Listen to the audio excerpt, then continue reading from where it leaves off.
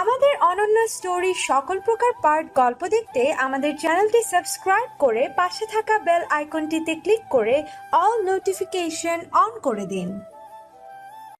বলুন। তুমি পরশকে ওসব কি শিখিয়েছো? ভুলভাল? কি আবার শেখাবো? তারপর একটু ভেবে বলল, ও আচ্ছা, আপনি এসবের কথা বলছেন। আরে পরশ তো ছোট, আর আমাকে চেনেও না। তাই আমি যদি প্রথমেই ওকে এসে পড়ানো শুরু করতাম আর কর্কশ গলায় কথা বলতাম, তাহলে তো ও ভয় পেয়ে যেত। তাই জন্য ওর সাথে বন্ধুত্ব করার জন্যই মজা করে ওসব বলেছি। এখন থেকে আর ওকে ওসব শিখাবে না। সাহস কত বড়! ও তোমার জন্য আমাকে বলে আমি নাকি হাঁদা। আদ্রের কথা শুনে ইয়ানা হাসা শুরু করলো। ইয়ানার হাসা দেখে আদ্র রেগে ইয়ানার দু বাহু চেপে ধরে দেয়ালের সাথে লাগিয়ে বলল, একদম হাসবে না। আমি মোটেও কোনো হাসির কথা বলিনি ওকে। আদ্র যে এভাবে এত কাছে চলে আসবে ইয়ানা বুঝতে পারেনি, তাই চোখ বন্ধ করে রেখেছে। তারপর কাঁপা কাঁপা গলায় বলল, ছাড়ুন আমায়। কেন ছাড়বো কেন? আগে আমার প্রশ্নের উত্তর দাও। বড্ড বেশি সাহস হয়ে গেছে তোমার। একবার যদি হাতে পাই তাহলে দেখাতাম এই আদ্র কি। ইয়ানা আগে কখনো ছেলের এত কাছে আসেনি, তাই শরীরের মধ্যে কেমন যেন একটা অদ্ভুত অনুভূতি হচ্ছে। আদ্র এতক্ষণ রেগে কথাগুলি বললেও এবার ভালো করে ইয়ানার মুখের দিকে তাকাতেই দেখলো ইয়ানার চোখ বন্ধ আর ঠোঁটগুলি কেমন কাঁপছে। এক গোছা চুল এসে ঠোঁটের উপর পড়েছে। আচ্ছা, এই ঠোঁটগুলো কি নরম নাকি শক্ত? একবার ছুঁয়ে দেখবো। এই ভেবে আদ্র ধীরে ধীরে ওর হাত ইয়ানার ঠোঁটের দিকে এগোতে লাগলেই তখনই পরশ বলল, চাচু, তুমি কিউটি পাইকে ওইভাবে ধরে রেখেছো কেন? কিউটি পাই কি করেছে? পরশের কথায় দুজনের হুঁশ ফেরে। দুজন দুদিকে ছিটকে সরে যায়। ছি, উনি আমার এত কাছে ছিল। ইনায়া তোর বুদ্ধি শুদ্ধি কি সব লোপ পেয়েছে? লোকটা এখন আমায় কি ভাববে? আর পড়োশই বা কি মনে করবে? ধ্যাত। মনে মনে কথাগুলি বলে নিজের মাথায় নিজেই একটা চাটি মারল ইয়ানা। শিট, আমি এসব কি করছিলাম? ওই মেয়েটার এতটা কাছে কি করে যেতে পারলাম? দৌড়ো আদ্র, নিজেকে সামলা, এসব ঠিক নয়। মনে মনে এসব বলে নিজের মনকে সান্ত্বনা দিতে লাগলো আদ্র। কি হলো, তোমরা কথা বলছো না কেন? কি করছিলে ওখানে? আচ্ছা ঠিক আছে, আচ্ছা তাহলে আমি আব্বুর কাছ থেকে জিজ্ঞাসা করে আসি। এই বলে পরশ দরজার দিকে যেতে গেলেই আদ্র বলল, এই সেরে ছেড়ে, আরে আমার ছোট্ট চ্যাম্প, আসলে কি বলো তো, তোমার কিউটি পাই না ভীষণ ভীতু, ভয় পেয়ে গিয়েছিল, তাই আমি ওনাকে ধরে রেখেছিলাম। আদ্রের কথা শুনে ইয়ানা ভুরু কুঁচকে কিছু বলতে যাবে, তখনই ভাবলো না থাক, এই পিচ্ছিটা যা বিচ্ছু না, না জানি আবার সবাইকে কি সব বলে দেয়। তার বদলে আদ্র যা ভুলভাল বোঝাচ্ছে বোঝাক। আচ্ছা, আমি নিচে থেকে একটু পানি খেয়ে আসছি। এই বলে ইয়ানা দরজা দিয়ে বাইরে বেরিয়ে সামনে তাকাতেই ওর চোখ কপালে উঠে গেছে, কেননা সামনে অনেক অন্তরাকে জড়িয়ে ধরে দাঁড়িয়ে আছে। সম্ভবত অন্তরাকে মানানোর চেষ্টা করছে। এভাবে অপ্রত্যাশিতভাবে ইয়ানাকে দেখে অনেক অন্তরাকে ছেড়ে দিয়ে দূরে দাঁড়ালো। আরে তো, তুমি কখন এলে? এসো ভিতরে এসো। নিজেকে ঠিক করে বলল অন্তরা। মানে কি কিছু দেখিনি। এই বলে ইয়ানা চোখে হাত দিয়ে আবার রুমে ঢুকতে গেলে আদ্রের সাথে ধাক্কা লাগলো। পরশকে ভুলভাল বুঝিয়ে কেবলই আদ্র নিচে যাচ্ছিল, তখনই ইয়ানার সাথে ধাক্কা খেলো। এই, তুমি সবসময় এমন ছোটাছুটি করো কেন? একটু ধীরে সুস্থে চলতে পারো না? আপনি এসব কি যে ইচ্ছে, এই আপনি দেখে চলতে পারেন না? চোখ থাকতে অন্ধ? এই বলে কপাল ডলতে ডলতে পরশের কাছে চলে গেল। এটা বুক নাকি লোহা? ভাগ্যিস ওনার বুকের সাথে ধাক্কাটা লাগলো, নয়তো মাথার সাথে লাগলে আমার মাথাটাই ফেটে যেত। উফ, ঝামেলা। মনে মনে কথাগুলি বলে পরশকে পড়ানো শুরু করলো। তারপর পড়ানো শেষে সবার থেকে বিদায় নিয়ে বাড়ির উদ্দেশ্যে রওনা হলো। রাতে শোনো না আম্মু, কাল সকাল সকাল আমায় ডেকে দেবে তো, একটা ইন্টারভিউ আছে। খেতে খেতে বলল ইয়ানা। তুই যে বললি ইন্টার পাসের সার্টিফিকেট দিয়ে এ চাকরি হবে না, তাহলে? আরে আম্মু, চেষ্টা করতে অসুবিধা কোথায়, দেখি কি হয়। আচ্ছা, তুই যা ভালো বুঝিস কর, তবে সাবধানে। তুমি এত চিন্তা করো না তো, তাহলে আবার তোমার শরীর খারাপ করবে। আর তোমার দোয়া আছে তো, ইনশাল্লাহ আমার কিচ্ছু হবে না। খাওয়া দাওয়া শেষ করে মায়ের হাতে হাতে সব কিছু গুছিয়ে দিয়ে নিজের রুমে চলে আসলাম। আজকে যদি আবার ওই স্বপ্নটা দেখি, তাহলে এবার ওই অন্ধকারে থাকা লোকটার হাত ধরে টেনে আলোয় নিয়ে এসে ওনার মুখ দেখবো। তবে স্বপ্নে কি হাত ধরে টানা যায়? তাতে কি, আমার স্বপ্ন আমি যেভাবে সাজাবো সেভাবেই হবে। এই বলে ইয়ানা ঘুমিয়ে পড়ল। সকলে ধুর, ঘোড়ার ডিমের মাথা, আজকেও এই লোকটার মুখ দেখতে পারলাম না। দেখেই নিতাম, কিন্তু মাঝে মায়ের ডাকে ঘুমটাই ভেঙে গেল। 10:30 ইন্টারভিউ, তাই আজকে আর ভার্সিটি যাব না। সকালে যে টিউশনিটা আছে ওটাও আজকে ছুটি দিয়েছি। একদম ফ্রেশ মুডে ইন্টারভিউ দিতে যাব। তারপর সব কিছু গুছিয়ে নিয়ে ফাইলের ভেতর সব কাগজপত্র নিয়ে ব্যাগটা কাঁধে ঝুলিয়ে আম্মুর থেকে বিদায় নিয়ে বেরিয়ে পড়লাম। ঠিকানায় তো এটাই। বাপরে, কত বড় অফিস! রিক্সা ভাড়া দিয়ে কাচের দরজা ঠেলে ভেতরে গিয়ে সোজা রিসেপশনের মেয়েটির কাছে জিজ্ঞাসা করলাম ইন্টারভিউ কোথায় নেওয়া হচ্ছে। উনি বলল, সেকেন্ড ফ্লোরে। আমি মেয়েটিকে ধন্যবাদ জানিয়ে সিঁড়ি বেয়ে উপরে উঠে গেলাম। গিয়ে দেখি ওখানে ওয়েটিং রুমে অনেকেই বসে আছে, আর কেউ কেউ পায়চারি করছে। সবাই আমার থেকে বড়। এখানে মনে হয় আমিই সবার ছোট। এতজন অভিজ্ঞ মানুষের মধ্যে আবার চাকরি হওয়া অসম্ভব, তবু আল্লাহ আল্লাহ করে দাঁড়িয়ে আছি। প্রায় অনেক সময় পর আমার ডাক পড়লো। আমি মনে মনে আল্লাহর নাম নিয়ে দরজার কাছে গিয়ে বললাম, may I come in sir? ভিতর থেকে গম্ভীর কণ্ঠে বলল, ইয়েস, কাম। আমি ভয়ে ভয়ে ভেতরে গিয়ে দাঁড়াতেই সামনে থেকে একজন বলল, বসুন।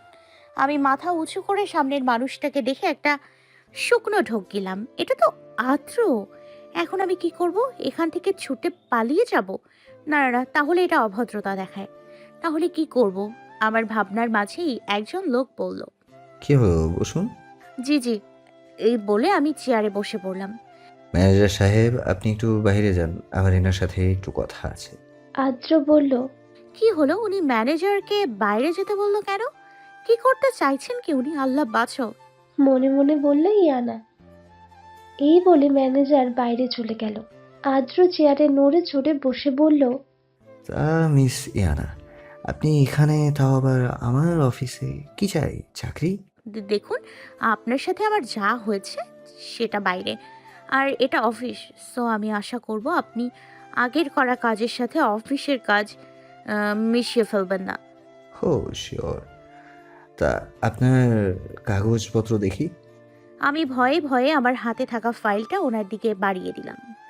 উনি কাগজগুলো নেড়ে ছেড়ে দেখে একটা হাসি দিয়ে বলল, আপনার তো মাথায় দেখি সেই বুদ্ধি। এত বড় একটা কোম্পানিতে আপনি এইচএসসি পাশের সার্টিফিকেট নিয়ে কাজ করতে চাইছেন। বাহ, যেখানে মানুষ এর থেকেও বড় বড় ডিগ্রি নিয়েও কাজ করতে পারে না। বাহিরে যারা অপেক্ষা করছে তাদের যোগ্যতা সম্পর্কে আপনার কোনো ধারণা আছে? আমি প্রথমে ওনাকে এখানে দেখেই বুঝে গেছি যে উনি আমায় চাকরি তো দেবেনই না, উল্টে আরো নানা ধরনের কথা বলবে। আমি কিছু বলতে যাব, তখনই উনি বলল, তবে চাকরিটা আমি আপনাকে দেব। ওনার কথা শুনে আমি অবাক হয়ে গেলাম। তারপরেও নিজেকে সামলে বললাম, মানে আমার এই যোগ্যতা দিয়ে আপনি কি আমায় এত বড় একটা পোস্টে জব দেবেন? পাগল নাকি তুমি? তোমার এই যোগ্যতা দিয়ে এই অফিসের পিয়নের চাকরিটাও তুমি পাবে না। তবে পিয়নের চাকরিটা তোমাকে দেওয়াও যাবে না, কেননা বর্তমানে ওই পোস্টে একজন আছে। তাহলে? আমি রেগে বললাম, এই পোস্টের জন্য তো ইন্টারভিউ নেওয়া হবেই, আর একজন যোগ্য মানুষকে জবটা দেওয়া হবে। তবে তোমার জন্য অন্য একটা জব অফার করব আমি। তা তুমি কি রাজি? আমি আমতা আমতা করে বললাম, কিসের জব? দেখো, আমার কোনো পিএর প্রয়োজন নেই, আমি একাই 100। তবে তোমার জবটা হলো পিএর মতোই। এই যেমন সকালে আমি উঠি, আবার কোনো কোনো দিন ঠিক পাই না, তাই উঠতে দেরি হয়ে যায়, আর আমাকে কেউ ডাকেও না। তো তোমার প্রথম কাজ হলো আমাকে প্রতিদিন সকাল সকাল ফোন করে জাগিয়ে দেয়া। তারপর অফিসে এসে আমি যে কাজগুলি তোমাকে দেব সেগুলো করা। সব সময় আমার পিছে পিছে থাকতে হবে, আমার কখন কোথায় কয়টায় মিটিং সেটা মনে করিয়ে দিতে হবে। ক্লায়েন্টের ফোন রিসিভ করে তার সাথে কথা বলতে হবে। আবার আমার কাজের জন্য বাইরে যাওয়া লাগলে তোমাকেও আমার সাথে যেতে হবে। তোমাকে 9টার মধ্যে অফিসে আসতে হবে। আর ওদিকে 5টার মধ্যে তুমি বাড়ি চলে যাবে, কেননা 6টা থেকে আবার চ্যাম্পকে পড়াতে হবে। আর এর জন্য প্রতি মাসে আমি তোমাকে বেতনও দেব, এই ধরো 30,000-এর মতো। আর যদি তোমার কাজ ভালো হয় তাহলে 1-2 হাজার বাড়তেই পারে। আবার চ্যাম্পকে পড়ালে ওখান থেকে 1,000 খানিক পাবে। এবার বলো, তুমি রাজি? আমি ওনার কথাগুলো মন দিয়ে শুনলাম, তারপর বললাম, আপনি ভাবলেন কি করে আমি আপনার এই প্রস্তাবে রাজি হব? আর তাছাড়া আমি একটা প্রাপ্তবয়স্ক মেয়ে, এভাবে আপনার সাথে হুটহাট বাইরে যেতে পারবো না। আর তাছাড়া আমার ভার্সিটি আছে, আমার এত টাকার লোভ নেই যে আপনি লোভ দেখালেই আমি রাজি হয়ে যাব। আমার নিজের উপর বিশ্বাস আছে, আমি চেষ্টা করলে একটা না একটা জব ঠিকই পেয়ে যাব। আসছি। এই বলে আমি বেরিয়ে আসতে যাব, তখনই উনি বললেন, দাঁড়াও মিসিয়ানা, তুমি কি বললে? তুমি চেষ্টা করলে জব পেয়ে যাবে? আরে তুমি জানো তোমার এই যোগ্যতা দিয়ে এই বাজারে একটা ভালো চাকরি পাওয়া কতটা দুঃসাধ্য? আর তুমি যদি অন্য কোথাও জব করো তাহলে তুমি ভার্সিটি যেতে পারবে না। আর কি এমন বলেছি যে তুমি জবটা করতে পারবে না? আমার পরিবার আমাকে শিখিয়েছে কিভাবে একটা মেয়েকে সম্মান দিতে হয়। আর আমি তো একবারও বলিনি যে তোমায় একা আমার সাথে যেতে হবে। আরে ভাইয়া কি একা গেছে? ওর সাথে আরও 2জন গেছে। তেমনি আমার সাথে তুমি সহ আরও কয়েকজন যাবে। আর আমি তোমাকে যে জবটা অফার করলাম সেটা তোমার অ্যাকসেপ্ট করা উচিত, কেননা তোমার উচিত তোমার মাকে সুখে রাখা। ওনার কথা শুনে আমি ওনার দিকে ভ্রু কুঁচকে তাকাতেই উনি বললেন, আরে এভাবে দেখছো কেন?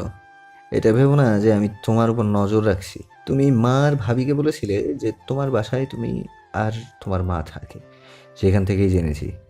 আর শুধু তোমার কেন, আমাদের সবারই উচিত মা বাবাকে খুশি রাখা, কেননা মা বাবা আমাদের জন্য অনেক কষ্ট করেন। আমাদের পেছনেই তাদের অর্ধেকটা জীবন ব্যয় করে ফেলেন।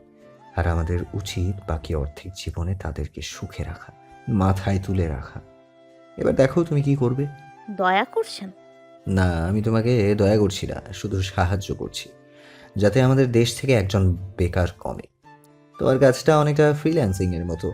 আমি তোমাকে সব কিছু বুঝিয়ে দেবো আর তুমি কাজ করবে। বলো রাজি?